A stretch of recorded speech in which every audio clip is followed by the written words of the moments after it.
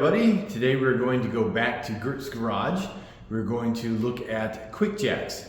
Down below I'm going to try to put some kind of link and some other information in the description regarding the QuickJack brand and the product. Not sponsored, it's just something that GERT has decided to use, and we touched on that a little bit in previous videos. This video is going to be a little bit longer, and I'm going to check in with everybody later to see if you're still awake and see if you even watched it. So, until then, enjoy this part of the journey and see you later. This is QuickJacks. We're going to give another product plug that we don't actually get any benefit out of. Yeah. But guys, there's a lot of talk out there about if you're in the market for a lift, if you've suffered on jack stands for long enough and you're looking to get the big boy stuff, and you have a lot of money and you're in the position to even consider a two-post lift, like for example Max Jacks, and then you see these and you see they're about half the price. It's all about this. What is under your car? And 9 times out of 10, if your house is older than some respectable number of years, Like is in what, built in the 2000s? well, 2000s might still be all right. This house is 1946. Oh, okay. And I don't know when this detached garage was built, but if it's a detached garage, they often don't pour thick enough concrete. And I'll tell you what, I've had a Max Jacks in a previous place, and I now have had this. And unless you really need to get under the rocker panels, this probably does just fine. And I really do think I can say that you're not missing a whole lot versus having two-post lift. If you're just in a home garage with a regular amount of clearance, I think there's a very niche thing where you will get more benefit out of two-post lift. But for the most part, I think QuickJacks kind of get the job done. Just make sure you get the right length. There's different lengths of them, so just get the right one for your car. And there's the pump unit there. Oh yeah, it's got a little pump doodad, and these Doodad, that's a technical that's term, a right? yeah, very technical term. It just hooks up to regular 110 power, and it has a little button that makes it go up and down, and it has welded stop points so that it there's an arm that clicks into place when you get to a certain height, so that you set it down so it's not sitting on hydraulics, it's sitting on welded steel. So it's quite We have thunder in the background. It's an icky day. it's a dark day here in Fort Worth, but it's going to be good enough for wrench. That's why we have a garage. It's exactly right. GERT'S garage. Shameless GERT'S plug. garage. So these little hoses are quick disconnects, and they quick disconnect very cleanly. They disconnect and then seal themselves off for those that aren't used to that kind of thing. So the hydraulic fluid doesn't go everywhere. Doesn't go everywhere. It doesn't. I didn't even get a single drop, which is quite remarkable. But since you put it together, do you really take it apart? Because of the way it is, you might like to disconnect it once you've got it set on those welded steel points. I don't know if that's recommended. Go review safety stuff, because maybe it's unsafe to disconnect them. But the other thing I find is if you're rolling in and out and you want to walk around the car and you're tripping over these wires the whole time, you might want to get them out of the way. Or if there's something you need to do, like you need to bring an engine hoist in there and it's coming in the same side as you have this. So that's one of those things that could be seen as an obstacle with this. You just have to make sure which side you're going to be working on. I knew that we wanted to be working on this side, but then we also need the power on this side to operate the thing. So we can decide if we want to disconnect them. It might be worthwhile. Otherwise, we can move this over to the back side and connect it on the back wall there. Okay. So these are the things you got to keep in mind when you've got a QuickJack. But overall, I could 10 out of 10 recommend to a friend. The other side over there. Yeah, they got little wheels on their small wheels, so you pick them up on one side and you roll them around into place. I'll do a quick demo for you there. Demonstration Mode engage. You Wow. just pick them up. And That's you pretty roll bad. 'em. And then you Don't hit the car. Oh, okay. Hit the car, you said? No, please not. So I'm gonna stop it right there, and then we'll roll it into position proper and show you how that's done when we get down to business here. Okay. We've told you about how they compare to other products. What I'm gonna try to do real quick here is talk about how to set them up. And the first thing you want to do when you set these things up is come look at the underside of your car. And that's a little, we're not going to be able to follow the camera with that, but I'll just tell you what's going on here. I can see a reinforced welded point here. Sometimes on other cars, they'll have a little, you know, a hole or a plastic bracket that you can see is obviously the jacking point. You really want to just refer to your car's manual on where to jack up your car, because the same place you would use a normal floor jack is where you want to position these little rubber blocks. And on the QuickJacks, you'll see there's like a whole range of space you can put these blocks so that you kind of accommodate different vehicles. But don't overthink it too much. Start off by just kind of rolling them in there and getting them generally into place and sliding it under there. Generally, the front of your car is going to be heavier, and you want to position this thing as far forward as possible. This is all detailed in the manual, so I'm not going to say do what I say, do what the manual says, but I'm giving you the cliff notes on the manual. You want to slide this in, and again, I've identified some cars will have a pad, some cars will have what this car does, which is like a reinforced welded point, where two panels are actually coming together on like a seam. You want the block to rest right under that seam. Sometimes I've even seen on the, you get these little... You've seen the seam? I've seen the seam. Okay. I've seen the seam where you get this little block that has a little mouth that sits right on either side and kind of braces that weld point really nicely. That's generally the best thing to get, but since I have these soft rubber blocks, I'm confident we're not going to damage the car.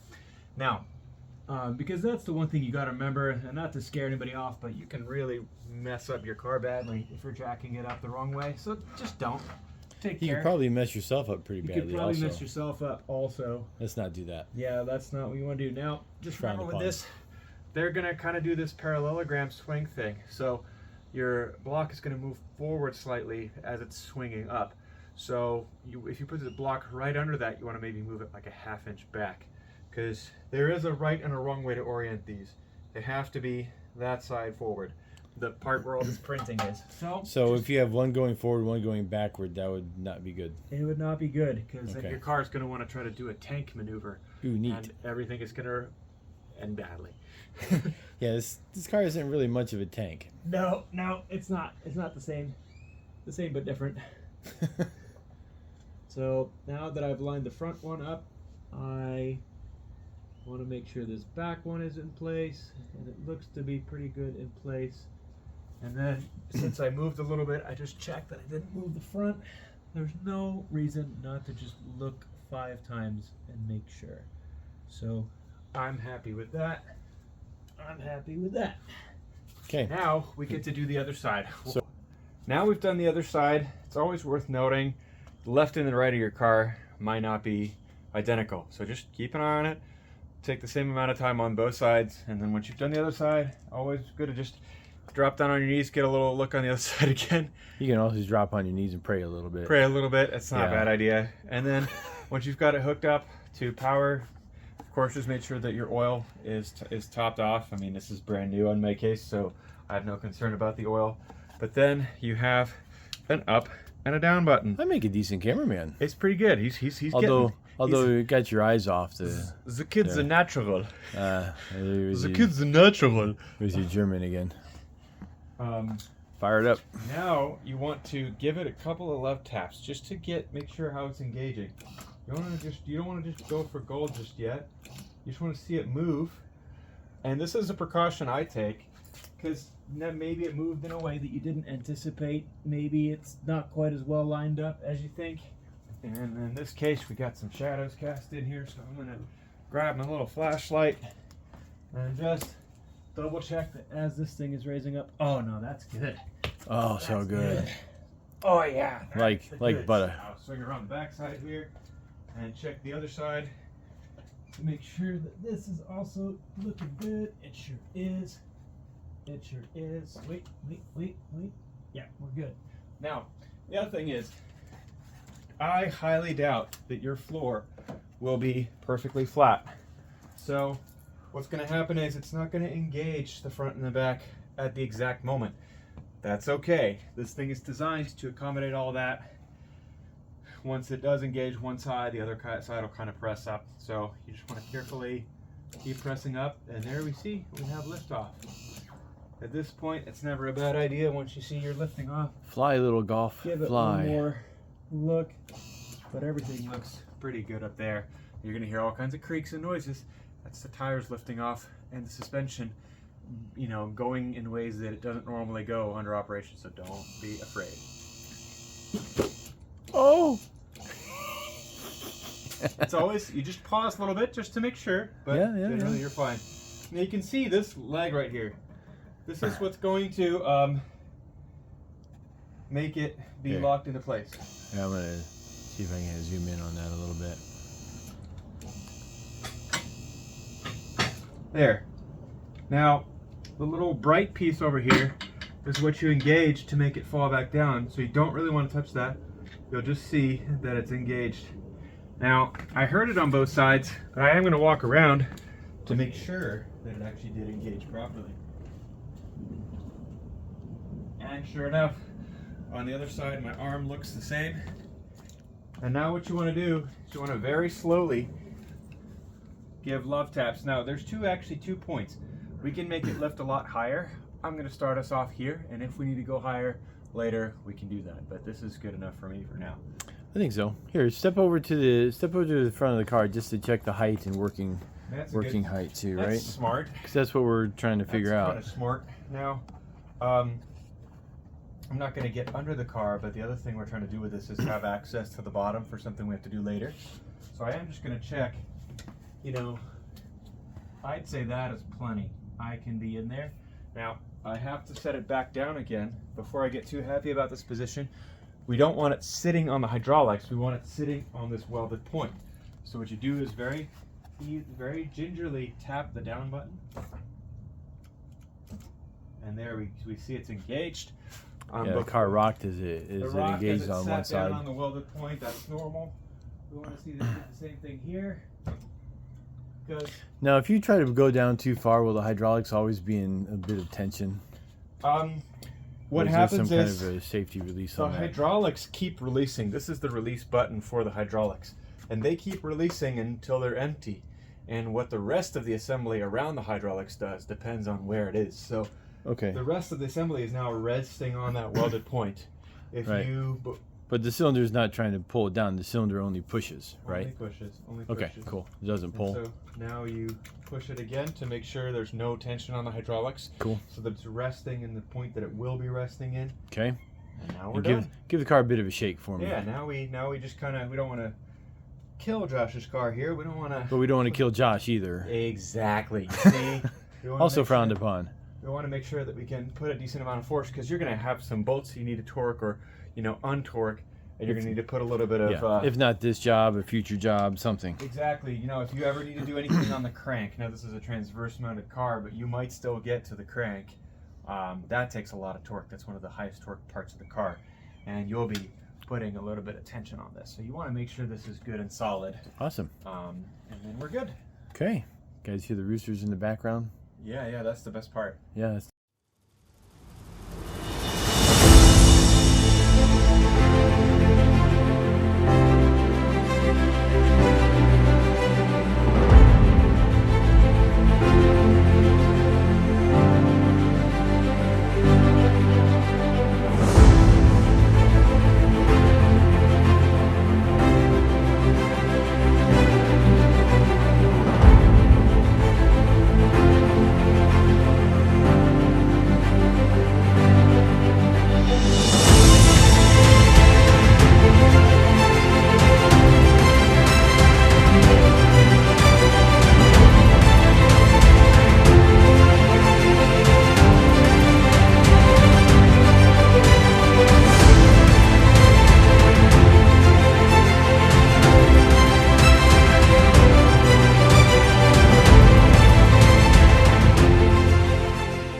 Get this thing on the ground. Gert, take it away. So, if you want to kind of follow my motions here, as you can see, there is no hydraulic unit over in this area because we realized that we were going to do a lot of walking back and forth. You'll see that as we talk through this, or you will have seen that in the time lapse. And so that's why we carried it over here, which is a nice feature. You don't have to disconnect all of your hydraulics. You can just kind of unplug it from the wall and pick up the plug and the remote pendant and pick the whole thing up by the handle that they neatly attached for you. Carry it all over back here. You want to do that so that you can have all the controls in a central spot, and so that you can make sure now that this stuff is well and clear away from your wheels. You don't want to be sitting it down on top of your hydraulic lines. Not that I don't think they could handle it, but you probably don't want to test it. And now we've got it back in place. We can hope that this plug on my old garage wall works. Let's give a quick test. Yep, that does indeed work. And so now we have to take a quick look at what's going on over here with this brace right here. This is the brace that is setting it on this welded point. And right behind it is this shiny curved piece. So what you need to do is lift the car back up, like, you know, a couple inches or so that this shiny piece ends up behind the welded point. Because then you flip it down, as I'll demonstrate in a minute, and that's going to be what picks it back and makes sure the car doesn't set back down on the welded points again. So that you don't have to be over there with your hand holding the bar up, because you don't want to be anywhere near that. In case this isn't obvious, you don't want to be anywhere near having your arms under anything. Any part of your body needs to be very clear of the car as it's moving. That's down. why I'm all the way back here behind the camera. Right, of course. So first, we take a look at we get a place where we can see one of the sides move, and we lift it a little further up. There, you heard that click. Now you can see that the little shiny piece on this side kind of just fell down behind the welded point. Now I'll go over on this side, make sure the same happened here, and I'm going to lift it up. I'll show you what I did on the other side. Very simple. I don't know if you can see this, but if it doesn't come out clear enough, we'll just film it again so you can see. But all you do is you just pick it up and set it back down. And when you pick it up, the shiny bit will flip down, like so. That's it. That's all you do. Because now the curvature on there will guide this over the welded point. And what we do now, and this is very important, I can't stress this enough, do a couple push-ups. And on the bottom of your push-up, you just check that there's nothing else down here. Want to check very carefully, make sure if you had any other support brace or something else to put in there, if you had a jack stand down there, if you have a wrench sticking up the wrong way. Hey, if you're going to do push-ups, you got to do a clap. Oh, wait, I got to do it proper. Yep. All right. So, something like that. Very important. That's probably not what you're looking for. No. If you were doing an oil change, or if in the case of what we did here, drained coolant, make sure that the drain pan is out from underneath the car. Won't destroy anything beyond recognition, but it probably will mess up some plastic parts that you'd rather not have messed up. And make a mess on the floor. And make a mess on the floor. So, don't ask me how I know. Now that everything is in position, go and do something else. You're going to hit the down button on your remote. But you want to be in a spot where you can kind of look down and see the other side as well. Because in case you flipped the shiny part down wrong on the other side, it's going to go down wonky. And that's going to be a bad time real fast. So, come down here. Just hit it gently. And you can see that the car is moving down evenly. And you'll hear it click. There. You heard two clicks. Click, click. That was both sides sliding past the welded point. And now you know you're pretty much in the clear. But you want to be extra super careful. And now I think you are, now you can probably see your wheels getting close to the ground. And now you can pretty much just hold it all the way in.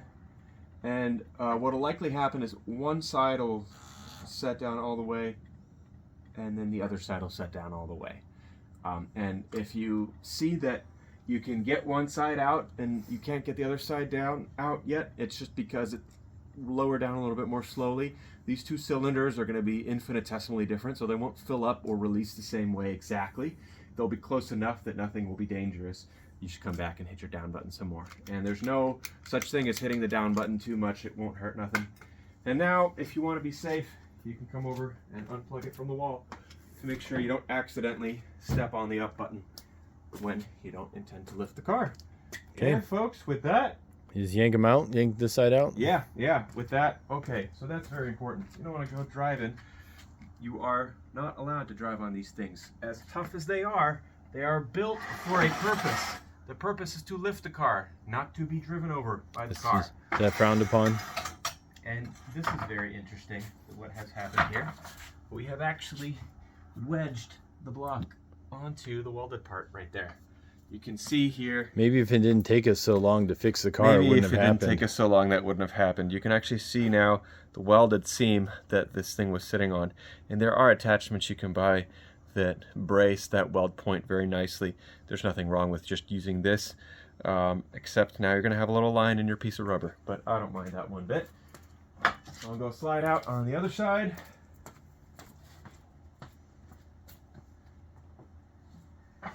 So, on this end, both of my rubber blocks slid out, or came out without me having to peel them off. And now we can close the hood here, make sure that our light is off so we don't... This is also another thing. Off and overlook, make sure you didn't leave any tools in here. That'd be a really nasty ding on the bottom side of your hood if you had something sticking up. Is everybody still there? Are you still there? Did you make it? You made it all the way to the end. Well, congratulations and thank you. So if you want more of this content, please like and subscribe and hit the notification bell, all that good stuff. The journey continues, but go get your own. This one's mine.